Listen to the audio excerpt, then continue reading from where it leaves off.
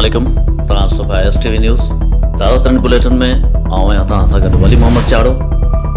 नादिन हिंगोरजा खां साजिद हुसैन सहतो जी रिपोर्ट मूजिब हिंगोरजा पुलिस जे गॾियल कार्रवाई इंस्पेक्टर ख़ालिद हुसैन डाहिरी जी हिकु वधीक ॿियो बहितरीन कारनामो बदनाम ॾोहारी रफ़ीक सहतो ऐं अनवर चनो खे हिंगोरजा सोबो तेरो लिंक रोड तां नाकाबंदी दौरान गिरफ़्तार करण जी दावा। हुन साफ़िन आॾो प्रेस कॉन्फ्रेंस कंदे चयो त ॾोहारियुनि वटां हिकु रिपीटर, हिकु पिस्टल ऐं CD मोटरसाइकिल समेत गिरफ़्तार करे केस दाख़िल कयो वियो आहे। हुन जो वधीक चवणु हो त हुन ते फुरन ऐं चोरुनि जा मुख़्तलिफ़ थाणनि ते ॾोहो केस अॻु में बि दाख़िल आहिनि। वधीक ख़बरुनि ऐं इश्तिहारनि लाइ ॾिसंदा रहो STV न्यूज़। खुशखबरी सिंध जे माण्हुनि जे लाइ हिकु वॾी खुशखबरी।